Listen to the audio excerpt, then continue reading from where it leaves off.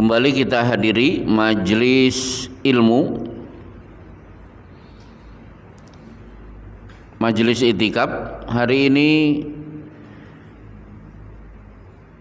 ilmu yang sebenarnya khusus bagi para pedagang, tapi tidak menutup kemungkinan kalau Bapak pernah menjadi korban dari para pedagang yang curang. Ada beberapa transaksi jual beli yang dilarang. Yang pertama, naha Rasulullah sallallahu alaihi wasallam an thamanil kalbi. Nabi melarang mendapatkan keuntungan dari jual beli anjing. Berarti anjing itu bukan komoditi untuk diperjualbelikan. Dari sini berarti kalau ada pertanyaan, bagaimana dengan sate guguk atau sate jamu? Ya sudah, gunakan hadis itu. Nah, Rasulullah sallallahu alaihi wasallam an samanil kalbi. Nabi melarang seseorang mendapatkan keuntungan dari hasil jual beli anjing. Termasuk naha Rasulullah sallallahu alaihi wasallam an bai'is sanur. Nabi melarang jual beli kucing. Anas bin Malik ditanya an bai'is sanur, tentang orang dapat duit keuntungan dari jual beli kucing. Jawaban dari Anas bin Malik, zajara an-nabiyyu sallallahu alaihi wasallam an dzalika. Nabi memberikan larangan yang sangat keras. Berarti kucing biarkan hidup alami, tidak usah dijadikan komoditi. Nah, berkenaan dengan kucing, di tempat saya di sana di Bekasi, banyak anggota majelis taklim menilai kucing adalah binatang kesayangan Rasulullah. Jawabannya salah besar. Termasuk ada yang menganggap memelihara kucing itu berarti menghidupkan sunnah Rasul. Yang benar adalah sayang kepada kucing itu hobi pribadi Abdurrahman bin Sakhr, yang akhirnya dipanggil dengan Abu Hurairah. Jadi orang itu nama aslinya Abdurrahman bin Sakhr.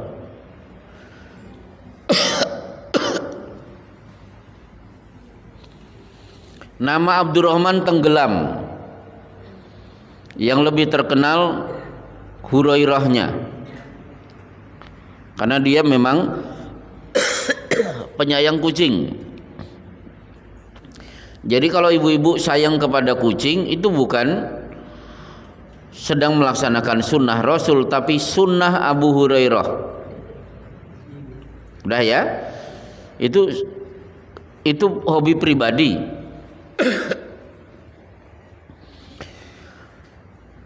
Dan saya sangat tidak sepakat ada tetangga beli makanan kucing yang harganya sangat mahal, ratusan ribu.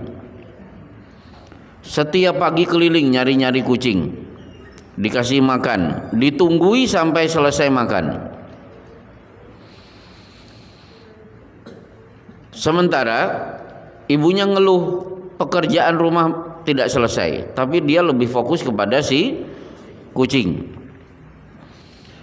Perlu diketahui, kucing tidak usah diberi makan, insya Allah hidup. Yang penting dicul deh, nggak usah dimasukkan ke kandang, karena Rasulullah Shallallahu Alaihi Wasallam bersabda, udzibat imra'atun fi hirratin lahiya at'amatha walahiya saqatha walahiya tarakatha ta'kulu min khashasil ardi. Ada wanita masuk neraka gara-gara kucing. Dia kurung, tidak diberi makan, tidak diberi minum. Padahal kalau dia lepas, dia si kucing akan mudah mencari makanan sendiri. Jadi kucing tidak usah diberi makan, yang penting dilepas, naluri dia pasti mampu mencari makan. Baik, yang kedua gharar. Naha Rasulullah sallallahu alaihi wasallam an bai'il gharar. Gharar itu ngapusi. Kalau bahasa Jawanya ngapusi. Dengan cara menjebak. Contoh, di pinggir jalan yang jualan sepatu tertulis besar sekali, dijual sepatu murah, tertulis 50.000. Nah, akhirnya kan saya penasaran, berhenti. Bukan impor, tulisannya 50.000. Lah yang dipajang kan bagus-bagus, kelihatan sekali. Begitu saya berhenti nanya, oh maaf Pak, ini harganya 400.000, yang 50.000 ternyata di bawah disembunyikan. Jadi kalau mau yang 50.000 yang di bawah, yang dipajang itu yang mahal-mahal tapi tertulis 50.000. Ada juga kalau saya sering keluar, dijual pisang baranang asli Medan 5.000 rupiah. Betul, kita berhenti karena terkenal pisang baranang. Ternyata yang 50.000 lagi-lagi taruh di bawah. Yang ini berapa Pak? 30.000. Itu namanya gharar, ngapusi. Termasuk memberikan merek di mana merek ini sudah dimiliki oleh merek lain tapi dibikin mirip, itu gharar. Saya dulu beli radio merek terkenal Nasional, saya beli dengan harga yang murah, bahagia. Begitu sampai rumah ternyata bukan T tapi C. Nah, itu jelas gharar. Saya juga pernah beli Panasonic, begitu sampai rumah ternyata Panasonic. Jadi saya sudah kenyang dibohongi pedagang. Tahun 98-an saya beli sendal merek Kerfil. Kok murah, bahagia. Sampai rumah ternyata saya pelototi, bukan Kerfil tapi Comil, tapi tulisannya mirip, didesain seolah-olah Kerfil. Termasuk gharar, naha Rasulullah sallallahu alaihi wasallam an bai'is samak fil ma, menjual ikan yang masih ada di air. Kan kita tidak tahu berapa jumlahnya, kita tidak tahu berapa kilo, tapi yang penting ditebas semuanya. Itu namanya gharar. Nah, mirip gharar termasuk jual beli dengan tadlis. Tadlis itu sebenarnya ngapusi juga, dipoles sedemikian rupa seolah-olah bagus padahal tidak bagus. Tadlis itu sebenarnya jelek tapi pinter memoles, kelihatannya bagus. Contoh, saya pernah membeli baju, di ruangan kelihatannya bagus, ternyata bagusnya karena ada lampu-lampu tertentu yang membuat baju itu kelihatan indah. Begitu dibawa ke rumah kaget, ternyata baju second. Nah, itu tadlis. Maka Rasulullah sallallahu alaihi wasallam bersabda, laisa minna man ghasyana falaisa minna. Siapa yang suka menipu, dia bukan dari golongan kami. Kemudian penimbunan, ihtikar. La yahtakiru illa khatiun. Tidak menimbun kecuali dia sedang menimbun-nimbun dosa. Nah, biasanya spekulan. Dia timbun ketika masyarakat menjerit kehilangan bahan beras dan lain sebagainya, akhirnya dia keluarkan dengan harga yang mahal. Diperbolehkan menimbun dengan syarat menimbun seperti yang sudah dilakukan Nabi Yusuf alaihi salam. Mendengar raja berkata, inni ara sab'a baqaratin simani ya'kuluhunna sab'un ijafu wa sab'a sumbulatin khudri wa ukhra yabisat. Saya bermimpi ada 7 ekor sapi kurus menelan 7 ekor sapi gemuk. Ada 7 tangkai gandum yang kering, ada 7 tangkai gandum yang basah. Yusuf paham, wah ini berarti akan terjadi paceklik. Akhirnya apa? Disarankan untuk ditabung, jangan semuanya dimakan. Nah, ini contoh menimbun yang diperbolehkan. Kemudian yang kelima, al-bai'u ala bai'i akhihi. Penjualan di atas penjualan saudaranya. Saya kurang bisa menerjemahkan kalimat ini. Penjualan di atas penjualan saudaranya. Bukan. Jadi gini, seperti teman saya atau di toko baju lah. Saya datang ke toko baju, tertarik dengan baju warna biru. Pak, berapa harganya? 300.000. Tidak kurang NKRI, harga mati. Kalau bahasa santrinya apa? Samanun mayyit, harga mati. Padahal salah, samanun mayyit. Atau santri yang seneng dengan pelajaran nahwu ditawar mabni ala sukun, ora iso diwah-wah. Baik. Akhirnya ya sudah Pak, tolong ini jangan dijual ke siapapun, saya akan pulang. Insya Allah 1 jam saya akan datang lagi. Pergilah saya pulang untuk ngambil duit karena kurang. Di saat saya pergi, tiba-tiba ada calon pembeli tertarik. Si pemilik toko mengatakan, oh ini sudah ada yang pesan.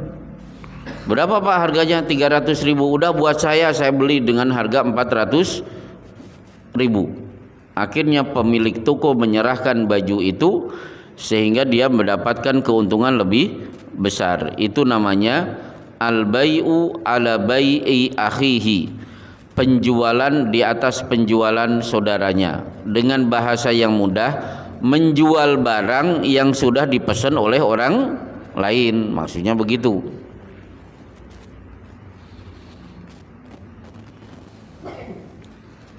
Ternyata ada ustadz menjual mobil.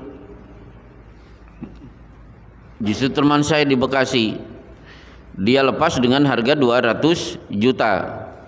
Akhirnya sepakat calon pembeli mau membeli. Besok saya ke sini, ternyata sorenya ada calon pembeli dengan harga yang lebih tinggi. Akhirnya apa? Diberikan kepada pembeli kedua. Maka yang pembeli yang pertama marah luar biasa, karena mobil yang sudah dia inginkan ternyata sudah dijual kepada yang lain, padahal itu ustadz.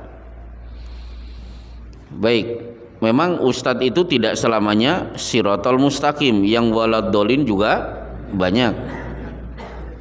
Baik, kemudian menjual sesuatu yang belum dimiliki. Nah, ini penting, banyak terjadi. Menjual sesuatu yang belum dimiliki.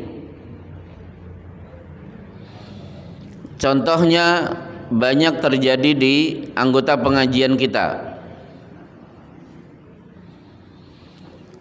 Pak Mahmud datang ke Pak Solihin. Pak Solihin, saya pinjam duit. Berapa? 1 juta. Pak Solihin nanya, Bapak pinjam 1 juta buat apa? Saya mau membeli HP. Otak si solihin jalan. Ya sudah, gimana kalau kita pergi ke toko HP, kata si solihin. Jadi Pak Mahmud datang pinjam 1 juta karena tahu ingin membeli HP. Kata Pak Solihin, ya sudah, gimana kalau kita berangkat aja bareng ke toko HP. Berangkatlah berdua. Pak Solihin yang punya duit mempersilahkan Mahmud, silakan Pak Mahmud milih-milih HP mana yang Bapak sukai. Si Mahmud milih-milih, cocok merek Samsung. Yakin cocok ini? Ya. Solihin ambil. Koh berapa ini? 1 juta.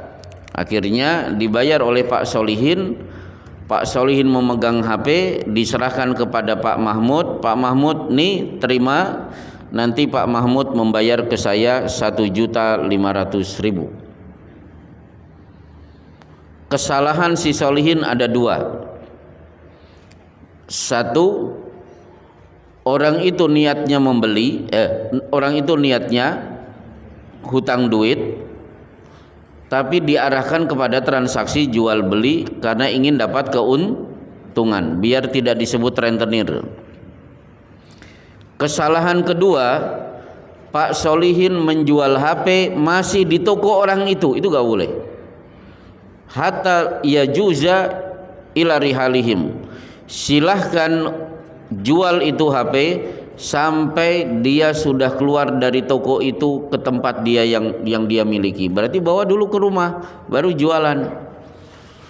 Jadi menjual barang yang masih dimiliki oleh si pemilik toko, jualan di toko itu gak boleh. Termasuk sebagian jualan online. Teman-teman kita masuk ke toko herbal, moto-moto madu, cekrek madu di foto, kemudian di-upload di Facebook, dijual madu berkualitas. Yang berminat silahkan kirim transfer uang ke saya 200.000, nanti akan kita kirim lewat CNE. Akhirnya kan ada orang tertarik, Pak saya beli. Akhirnya nih nomor rekening silahkan dikirim. Ketika orang itu sudah ngirim lewat rekening, baru pergi ke toko madu beli, kemudian baru dikirim. Padahal madu itu masih dimiliki oleh si pemilik toko herbal. Itu tidak boleh. Kecuali kalau sudah rekanan, sudah kerjasama dengan pemilik toko, Pak izinkan saya ikut-ikutan mengiklankan madu Anda. Oh ya silahkan, nanti dari kami sekian, nanti Anda akan jual dengan harga sekian, berarti Anda akan mendapatkan untung sekian. Nah itu boleh rekanan, itu namanya samsaron.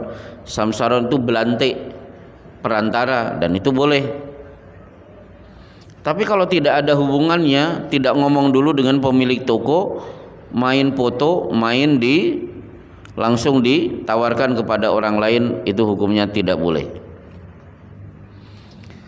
Yang ketujuh, naha Rasulullah sallallahu alaihi wasallam an bai'in najash. Nabi melarang jual beli dengan sistem najash.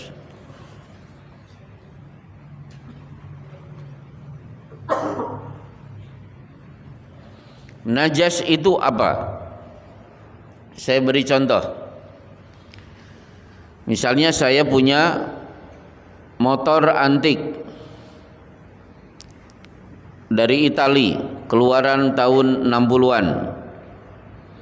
Saya akan jual. Saya umumkan dijual motor antik, mereknya ini. Yang berminat silakan berkumpul di rumah saya besok jam 9 pagi.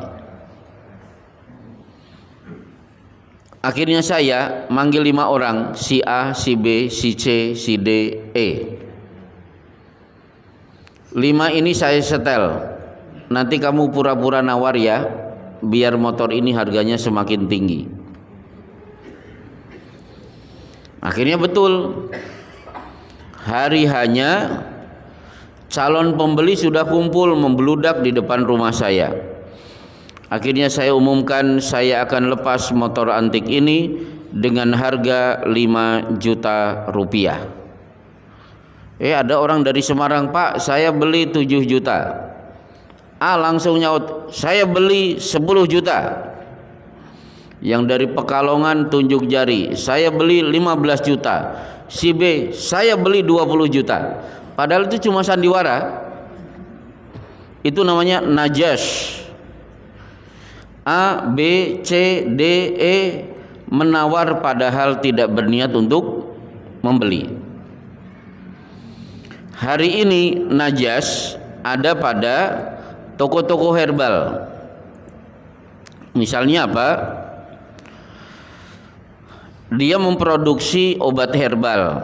Taruhlah jahe super. Mereknya jahe super. Komposisinya ini bisa menyembuhkan penyakit ini dan itu. Akhirnya apa? Karyawan dari pabrik herbal tadi, pabrik jahe super tadi datang ke toko herbal, Pak, saya mau beli jahe super. Oh, boten wonten niku. Dah, nggak ada. Nanti sore ada karyawan saya suruh datang ke toko herbal lagi, yang B. Pak, saya butuh jahe super. Oh, boten wonten niku. Besok pagi saya kirim lagi orang, pura-pura nanya. Akhirnya apa? Pemilik toko herbal, oh berarti jahe super banyak dicari, padahal itu kan ngapusi. Bisa paham ya Pak ya?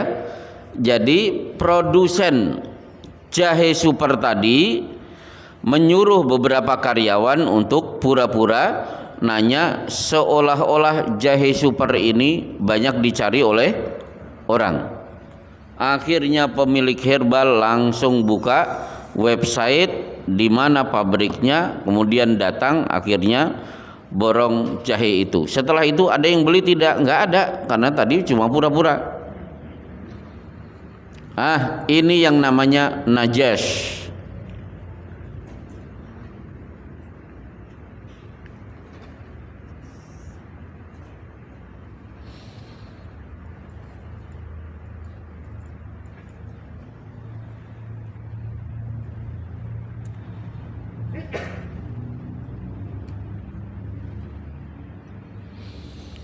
Baik, kemudian mengurangi timbangan. Ini sebenarnya gak usah dibahas, tapi penting juga.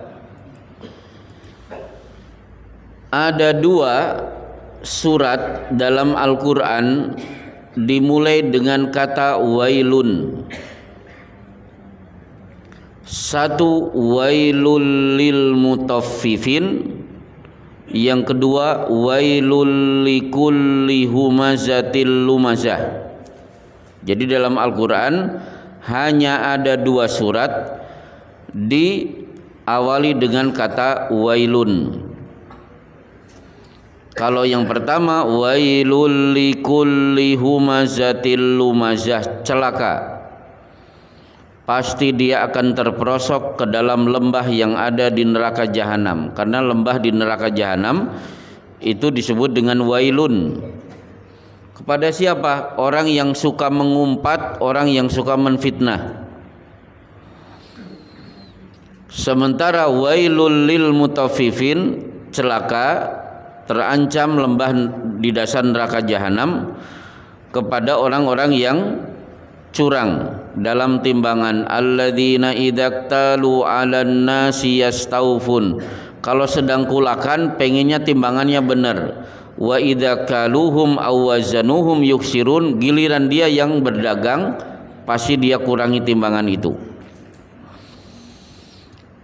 Apa hubungan wailul likulli humazatil lumazah dengan wailul lil mutaffifin?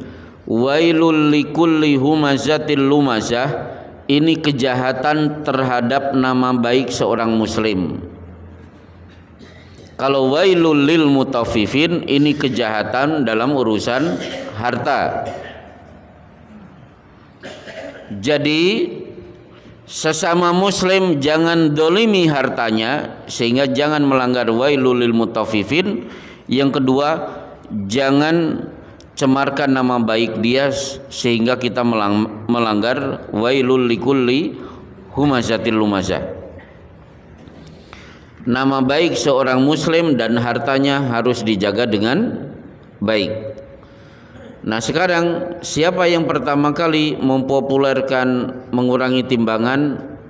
Umat Nabi Syuaib, nabi yang berasal dari desa atau kota Madian yang tidak jauh dari Palestina. Kan ada 3 nabi yang statusnya secara bangsa dia Arab. Nabi Hud, Soleh dan Syuaib. 3 nabi ini berasal dari bangsa Arab yang sering disebut dengan Al-Arab Al-Aribah, Arab yang asli. Baik, selesai baru talaki rukban. Apa itu talaki rukban?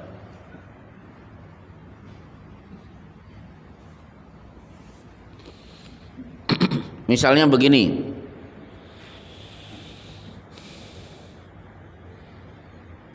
ada truk dari Tawangmangu membawa wortel. Begitu di depan di jalan depan sini, saya cegat itu truk. Mas, mau kemana? Mau ke pasar Masaran, mau menjual wortel. Udah nggak usah, jual ke saya saja. Repot amat pergi ke pasar Masaran. Udah saya beli. Jadi orang ini mau jualan ke pasar Masaran, tapi sudah saya cegat sebelum masuk ke pasar. Jadi talaki itu adalah nyegat, rukban itu pedagang dari luar daerah. Dulu pada masa Rasulullah kan belum ada HP, belum ada siaran berita. Si pembawa truk kan tidak tahu harga wortel yang ada di pasar. Dia buta harga. Nah, butanya harga si pembawa truk ini dimanfaatkan oleh orang yang nyegat. Udah saya beli sekilo harganya 2.000. Akhirnya yang bawa truk, iya daripada capek-capek masuk pasar mendingan saya turunkan ke sini. Akhirnya dia dapat duit, balik lagi ke Tawangmangu. Begitu sampai di Tawangmangu dia kaget, ternyata wortel harganya 4.000. Karena dia kehilangan informasi.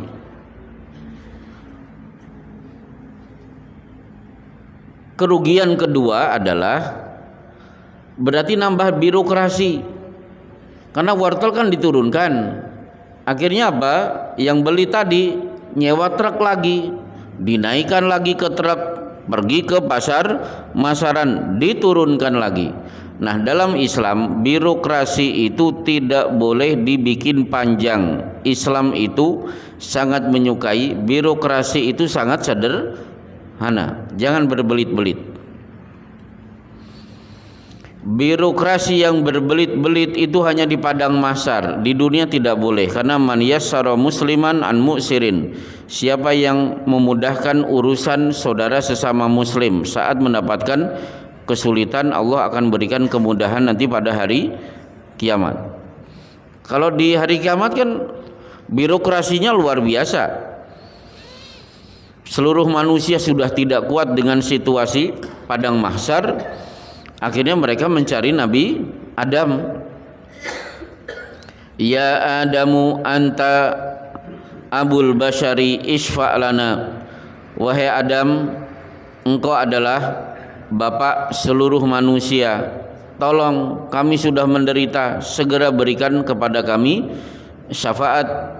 Ternyata Adam minta maaf, wa hal akhrajakum minal jannati illa khati'atu abikum, bukankah kalian ikut terusir dari surga itu kesalahan bapak kalian karena makan buah khuldi.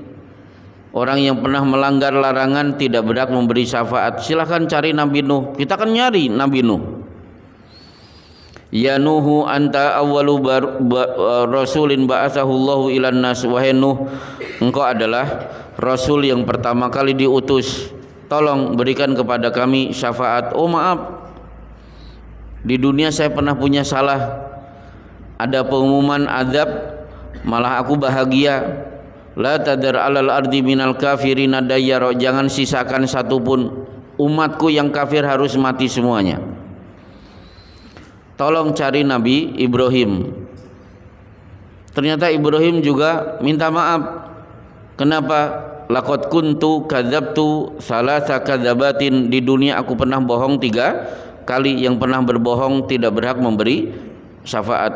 Silahkan cari Nabi Musa. Nabi Musa pun minta maaf, karena saya pernah membunuh seorang pemuda Mesir, pembunuh tidak berhak memberi syafaat. Silahkan cari Nabi Isa. Nabi Isa juga minta maaf tapi tidak menyebutkan dosanya. Akhirnya kita dipersilahkan mencari Rasulullah Shallallahu Alaihi Wasallam, baru kita dapat syafaat. Ini kan berarti birokrasinya sangat ruwet, panjang. Tapi kalau di dunia nggak boleh. Nanti kapan-kapan kita sampaikan hadis tentang betapa birokrasi itu harus sangat sederhana. Baik. Nah, jual beli saat sholat dengan alasan sedang ramai, kan aneh. Sibuk mengejar rezeki tapi melupakan Allah yang maha pemberi rezeki. Itu salah. Yang berhak memberi rezeki itu Allah. Jangan sampai Allah yang memberi rezeki dilupakan gara-gara alasan sedang ramai. Baik. Kemudian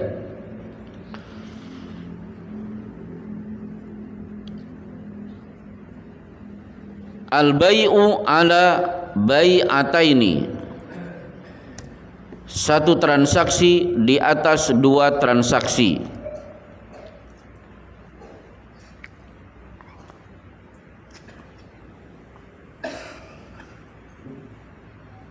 Maksudnya apa? Naha Rasulullah sallallahu alaihi wasallam an bai'ataini fi bai'in. Nabi melarang jual beli satu transaksi di atas 2 transaksi. Saya datang ke toko beli rinso 1 kilo. Berapa Bu harganya? 14.000. Saya sodorkan 15.000. Rinso saya terima, saya nunggu 1.000 rupiah. Ternyata saya tidak dapat 1.000 rupiah tapi dapat Ajinomoto. Berarti niat saya beli rinso tapi diarahkan untuk membeli rinso dan Ajinomoto. Itu satu transaksi di atas 2 transaksi. Itu tidak boleh. Niatnya belinya cuma 1, kenapa dia dipaksa untuk beli yang lain? Baik. Nah, terakhir, naha Rasulullah sallallahu alaihi wasallam an salafin wa bai'in.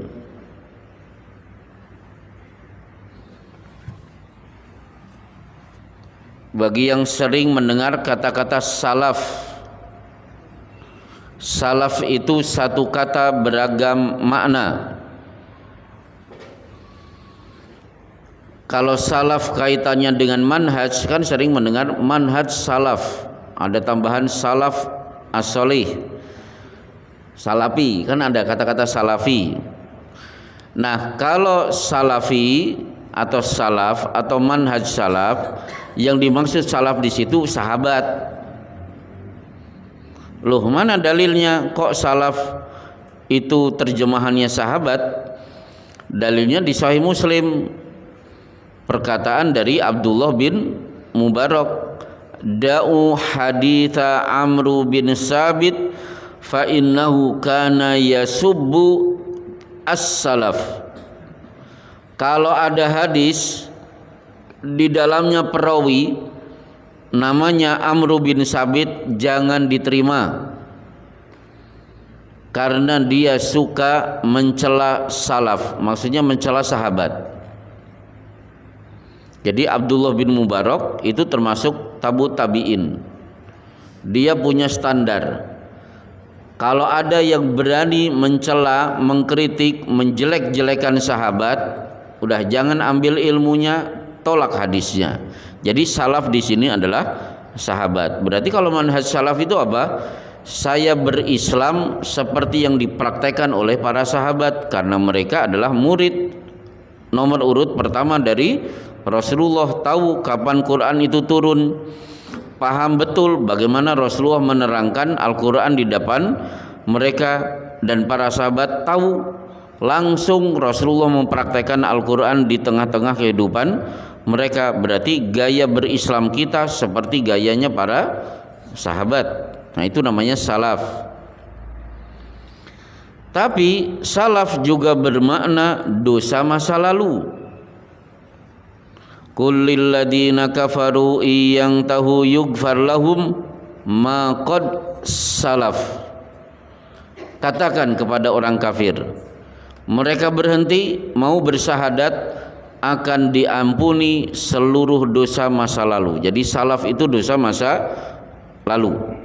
Jadi bapak-bapak yang pernah maling, pernah jadi preman gitu, sekarang sudah sadar masa lalu yang kelam, yang banyak dosanya, itu disebut dengan salaf. Tapi salaf juga bermakna ngutang. Sidik-sidik ngutang berarti manhajnya salaf. Kan ada orang sedikit-sedikit ngutang. Kalau di tempat saya ada Tupperware, di rumah sudah punya Tupperware warna biru, karena ini warna pink, saya belum punya warna pink, akhirnya ngutang dulu. Nah, prinsip suka ngutang itu namanya salaf. Nah, ada jual beli yang dikritik oleh Rasulullah, apa itu? Menggabungkan antara salaf dan baik itu jual beli. Maksudnya apa? Ini lucu juga, ternyata terjadi juga di Cibitung, di Bekasi. Saya yakin Bapak kalau ada yang membeli sesuatu dari kita, orangnya seperti ini pasti kemeropok, pasti marah. Orang ini nganyel ke. Maksudnya gini, saya menjual rumah saya, diumumkan dijual rumah harga 300 juta. Datanglah orang itu, saya kemari mau membeli rumah Anda, tapi saya belum punya duit, tolong pinjemin dulu. Itu kan kurang ajar. Coba Bapak kalau ada orang begitu apa? Tabok orang itu. Saya mau menjual rumah, yang mau membeli belum punya duit, saya harus ngutangi dia dulu. Itu kan kurang ajar. Kenapa? Saya kira hari ini sudah tidak ada, ternyata di Bekasi justru anggota pengajian itu yang murid saya. Jadi tertarik beli rumah, Pak ngutang rumian ya Pak, minta ngutang duit dulu. Begitu maksudnya, kalau duit sudah dia terima, baru dia berikan sebagai transaksi jual beli. Ini memang aneh, tapi begitulah kelakuan jahiliyah hingga Rasulullah mengucapkan kalimat ini. Baik, selesai akhirnya Bapak-bapak, kita akan sampaikan materi umum tentang bekerja. Jadi bekerja itu baik. Bekerja itu sikap terhormat. Orang yang bekerja itu jaminannya surga, tidak main-main. Rasulullah bersabda, "Man yatakaffalu li alla yas'ala ahadan syai'an wa ana atakaffalu lahu al-jannah."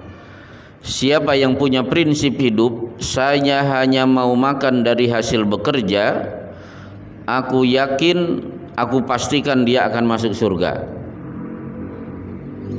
Yadkhulul jannata rajulun afidatuhu mithlu afidati thair, pasti masuk surga orang yang karakternya burung. Tagdu himason wa tarubuhu bitonan, burung itu pagi keluar nyari makan, pulang di sore hari. Kalau ada laki-laki kegiatannya seperti ini, dia akan masuk surga. Bahkan bekerja meskipun kasar, hasilnya sedikit tetap terhormat. Karena Rasulullah bersabda, li an yahtatiba ahadukum bihusmatin fayahmiluhu ala dhahrihi thumma yabi'uhu khairul lahu min an yas'alan nas. Pergi ke hutan nyari kayu bakar, dia panggul, dia jual, hasilnya sedikit, itu jauh lebih terhormat daripada minta-minta. Nah sekarang pekerjaan apa yang terbaik? Pekerjaan apa yang terbaik?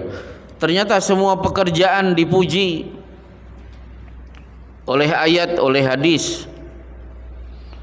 Petani itu dipuji, ma min muslimin yagrisu gharsan fayakuluhu tayrun au dabatun au insanun wa masuriqalahu sadaqatun.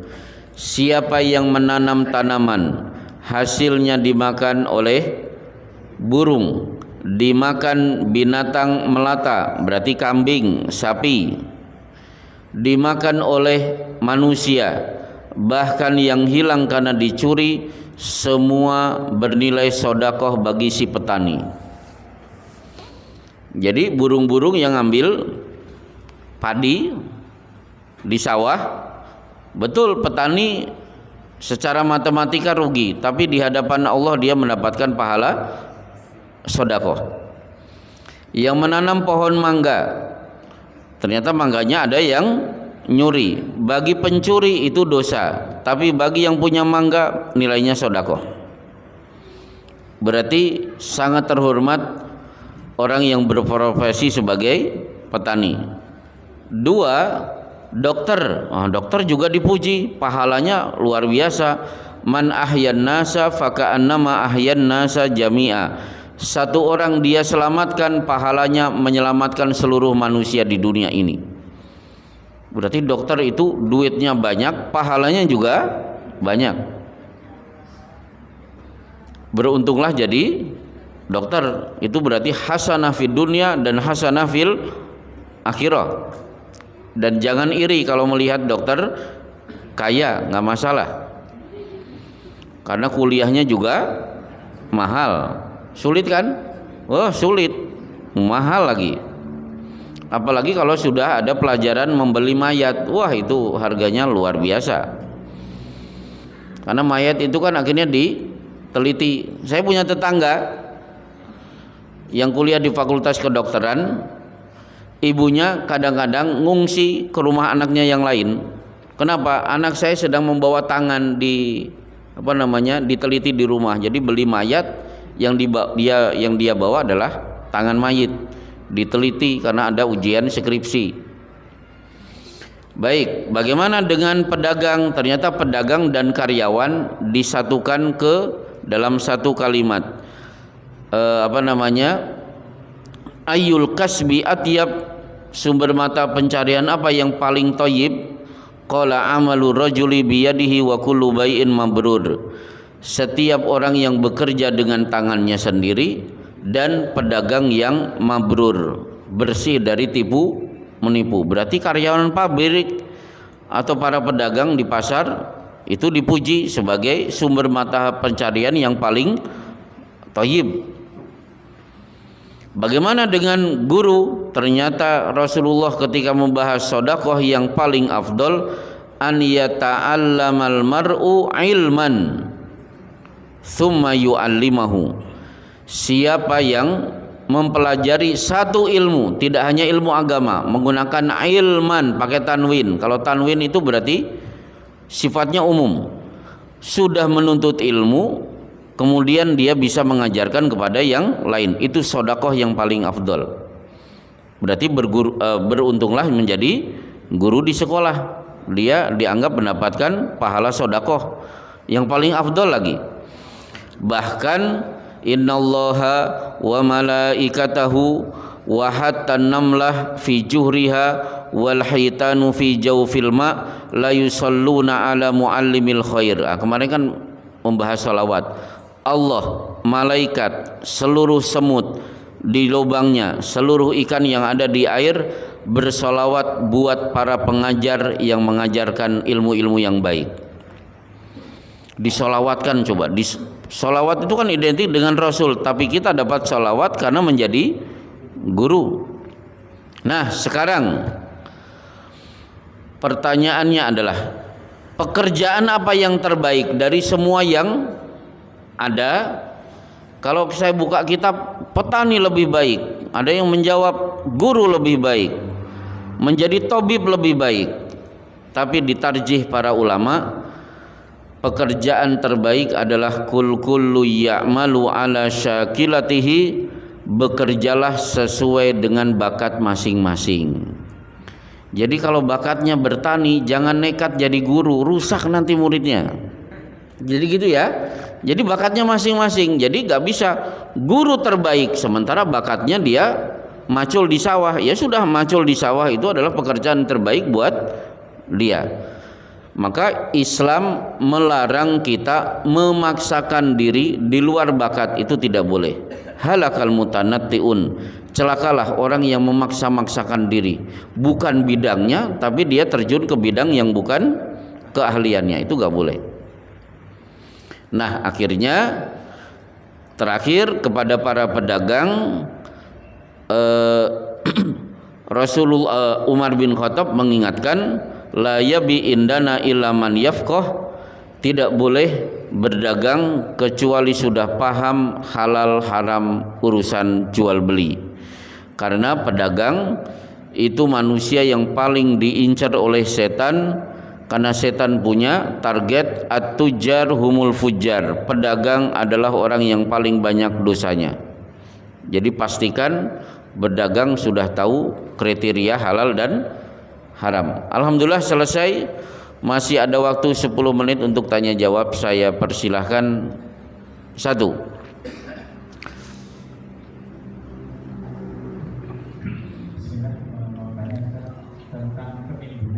Enggak. Apakah itu berlaku untuk semua komoditas atau hanya untuk barang yang digunakan oleh banyak orang? Contohnya misalkan kita borong HP, misalkan kita pegang HP, kita borong HP. Nah, dari situ kita nggak jual dulu. Kita kan punya stok banyak, kita keluarkan sedikit-sedikit. Nah, lama-kelamaan harganya itu naik. Itu apakah termasuk penimbunan? Ya, baik. Jadi menimbun itu sebenarnya penyakit orang Yahudi. Diborong aja semuanya, kemudian disembunyikan. Setelah itu apa? Konsumen menjerit. Nah, begitu menjerit baru dikeluarkan. Akhirnya apa? Karena mereka butuh, dikasih harga yang sangat tinggi. Akhirnya apa? Oleh Utsman didatangi, udah sini saya beli. Diborong semuanya dengan harga sesuai dengan selera si Yahudi. Setelah itu apa? Dibagi-bagi gratis. Kan si Yahudi kaget. Kita ngejar keuntungan sudah dapat, ternyata Utsman ngejar keuntungan akhirat. Nah, itulah menimbun yang dilarang. Baik, ada lagi yang lain? Ya. Ini sama-sama kerikilan. Ini kok bisa bertemu dalam satu tempat gimana nih? Ya. Terima kasih Pak Ustaz. Assalamualaikum. Waalaikumsalam warahmatullahi wabarakatuh. Ini hubungannya dengan jual beli tadi, poin nomor 10 bisa. Apakah yang dimaksud dalam hal ini ketika kita berdagang, tapi banyak pembeli, tapi di saat sholat, walaupun banyak pembeli, kita harus menghentikan daripada unsur jual beli ini.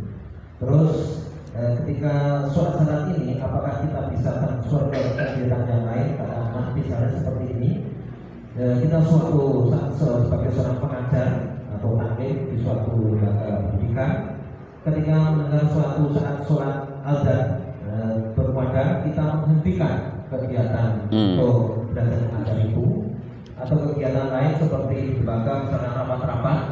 Saat sholat tiba terdengar adzan, kita juga harus menghentikan kegiatan itu. Ya. Baik, untuk yang pertama jual beli kaitannya dengan adzan, silahkan ditiru pedagang di Mekah Madinah. 10 menit sebelum adzan kita diusir, roh. Roh itu apa? Suruh pergi. Saya juga bingung ketika disuruh roh. Kalau kita kan bahasa santri apa? Idhab, pergi sana. Jadi itulah uniknya bahasa Arab di Mekah. Sudah capek-capek belajar bahasa Arab di pesantren, ternyata di sana nggak pakai kaidah. Bagi santri-santri yang keluar pesantren, kalau di sana bertanya ila aina antuma tadhhabani, wah orang Arab pasti akan tertawa terkekeh-kekeh. Fenruh, langsung begitu aja. Jadi bahasa pasaran beda dengan bahasa pakai grammar. Nah, kita kan pakainya pakai grammar. Sudah capek-capek pakai grammar, orang Mekah malah kowe ngomong apa? Mereka gak paham. Masya Allah. Akhirnya saya gemes, saya temui anak SMA, saya ajak ngobrol berdua. Saya marahi, sedikit marah. Kenapa kalian tidak mau pakai bahasa resmi? Ternyata alasannya lughatul fusha bati. Kalau bahasa kita kesuwen. Tahu kesuwen? Ya kalau resmi itu kan sebenarnya di telinga juga tidak enak didengar. Ya apalagi kalau pakai bahasa Indonesia Betawi gaya apa namanya? Ya di Bekasi. Kalau ngomong dengan orang Betawi jangan pakai bahasa Indonesia yang benar, pakai bahasa dengan selera mereka. Misalnya bagian, kalau kita kan biarin, mereka nggak mau pakai biarin, bagian. Kalau bagian itu apa? Yomen, orang Masaran yomen. Coba orang Masaran pergi ke sana, hari pertama insya Allah akan kebingungan. Ini gimana cara ngomong dengan orang Betawi karena bahasanya beda. Kembali ke tadi. Jadi tirulah pedagang-pedagang di Mekah. 10 menit sebelum adzan seluruh yang belanja disuruh pergi. Ini waktu sholat. Karena kalau ngejar dunia tidak akan ada habisnya. Betul, dia akan mendapatkan keuntungan yang besar. Tapi kalau tidak berkah gimana? Karena yang dicari adalah keberkahan. La yastawil khabithu wat thayyib walau a'jabaka kathratul khabith. Enggak bisa antara rezeki yang berkah dan rezeki yang bermasalah. Meskipun yang bermasalah itu banyak, jangan terlalu terkagum dengan yang banyak. Sedikit tapi berkah. Itu yang pertama. 2, pelajaran di sekolah tiba-tiba adzan berkumandang. Nah, inilah berarti masuk fikih salat. Di kitab-kitab fikih bab adzan biasanya ada pembahasan apa? Kam miqdaru bainal adzani wal iqamati. Bab berapa menit jarak antara adzan dan iqamat. Ternyata tidak ada menit-menitan, silahkan dirapatkan pemimpin yang punya keputusan. Jadi tidak mesti harus 10 menit, tidak harus 15 menit. Tiap daerah punya uruf, kearifan sosial sendiri-sendiri. Seperti Rasulullah, idza ijtama'u ajjalu wa idza abta'u akharu. Kalau situasi jamaah cepat kumpul, iqamat dipercepat. Tapi kalau situasi ternyata jamaah agak lambat, maka iqamat agak sedikit panjang. Contoh dulu di pesantren di Ngeruki, adzan duhur saya masih ingat dulu 11.35. Begitu adzan berkumandang, pelajaran diskor, seisi kelas semuanya mendengar adzan. Adzan selesai, pelajaran dilanjutkan. Jam 12 bel berbunyi, santri keluar menuju ke masjid, wudu, tahiyatul masjid, qobliyah, 12:1 baru iqamat. Boleh tidak? Boleh. Pakai hadis itu. Itu yang kedua. Nah sekarang rapat. Berkenaan dengan rapat, Kalau dia pimpinan pasti punya prinsip, jangan sampai kita sedang mengejar urusan dunia tapi merusak hubungan dengan Allah. Itu jangan sampai. Betul rapat itu panggilan dari negara, tapi adzan juga panggilan dari Allah Subhanahu wa taala. Kan aneh, mau memperbaiki ekonomi lewat rapat-rapat itu sementara sholatnya rusak, itu kan aneh. Padahal pemimpin itu, seandainya Pak Bupati datang hari ini atau Prabowo datang, saya bacakan ayat alladzina immakannahum fil ardi aqamus sholata wa atawuz zakata wa amaru bil ma'rufi wa nahaw 'anil munkar. Orang yang ditetapkan menjadi pemimpin, program pertama salat, program kedua zakat, ketiga dan keempat amar ma'ruf nahi munkar ditegakkan. Ekonomi itu nomor kelima. Jadi ekonomi diperbaiki tapi salatnya tidak diperhatikan. Ya, selama memimpin daerah ekonomi tidak akan beres. Baik, sudah selesai. Ini yang berlanjut tentang transaksi ketika sholat. Apakah transaksinya atau hasilnya itu bisa menuju atau mendekati haram? Ya, kalau sholatnya 5 waktu tidak sampai haram, tapi hilang keberkahan. Tapi kalau Jumat jelas haram. Dan Jumat masih jualan, itu hasilnya jelas sepakat haram.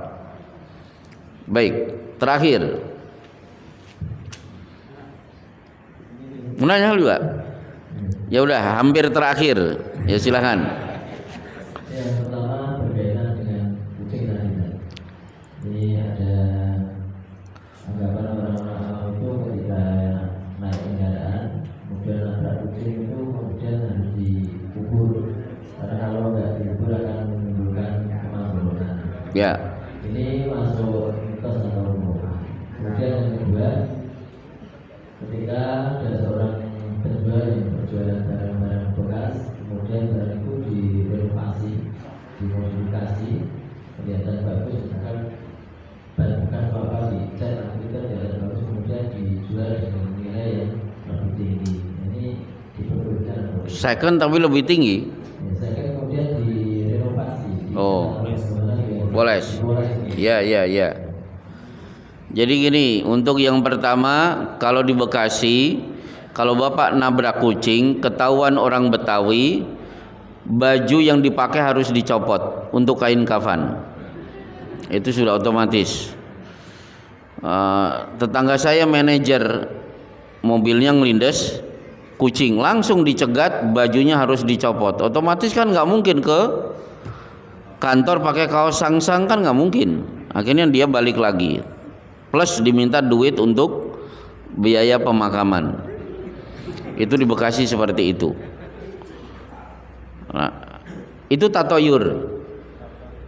Itu tatoyur. Tatoyur itu ada pada angka sehingga orang takut dengan angka 13. Meskipun pegawai negeri yang ditunggu-tunggu kan gaji ke-13 kan. Ada pada warna, biasanya hijau. Ada pada hari, ada pada bulan, sasi suro. Nah, itu kan tatoyur, termasuk kepada binatang. Baik, kemudian yang kedua, barang bekas. Boleh tidak? Ya gak masalah. Seperti di Bekasi tertulis dijual motor bekas berkualitas, tapi harus jelas itu bekas. Orang tahu kalau itu second. Dan para pembeli itu harus jeli, teliti. Seperti, loh ini mobil kok harganya murah. Ini jangan-jangan kemarin kerendam banjir. Kan kemarin banyak yang dijual dibanting-banting harga setelah dipoles sedemikian rupa, tapi kalau orang tahu mesin pasti tahu ini pernah kebanjiran. Baik, terakhir ya. Ini mau tanya masalah satu ibadah tapi kita berniat ganda. Seperti misalnya sholat di masjid, niat karena sholat yang qobliyah. Ya. Sekarang yang sunnah sama yang wajib digabung. Seperti misalnya contohnya ini mau sholat, mau puasa. Ya, padahal sudah puasa hari Kamis sering dilakukan dan puasa Syawal juga Ya. dilakukan dan untuk punya utang. Ya. Nah itu gimana? Berarti pengennya 3 in 1. Ya. Jadi bolehnya yang sunnah dengan sunnah, nggak bisa didobelkan dengan wajib. Yaitu dalilnya kaidah usul fikih, idza ijtama ibadatani min sinfin wahidin dakhalat ihdahuma 'alal ukhra. Dua ibadah sejenis hukumnya sama, pelaksanaannya sama, boleh dilakukan satu dan Anda sudah mendapatkan 2 atau 3. Dengan syarat apa? Sama, seimbang. Jangan sampai Senin Kemis nyambi ngutang, wah itu nggak bisa. Kenapa? Ya utang Ramadan, ya nggak bisa. Atau besok kan hari Senin, terus berdoa, ya Allah, aku memohon besok saya dapat pahala Ramadan, tapi jangan lupa catat juga pahala saum hari Senin. Itu juga nggak bisa. Tapi kalau sholat, misalnya kan ini sholat tarawih, padahal saya datangnya terlambat belum bisa. Nah itu boleh. Jadi ikut, jadi imamnya sholat tarawih, si makmum sholat isya, itu boleh. Wah itu di tahun kemarin sudah saya sampaikan hadis dari Mu'adz bin Jabal, itu boleh. Jadi silahkan sholat isya, imamnya sedang sholat tarawih, tapi jangan sering-sering. Udah itu aja. Subhanaka Allahumma wa bihamdika asyhadu an la ilaha illa anta astaghfiruka wa atubu ilaik.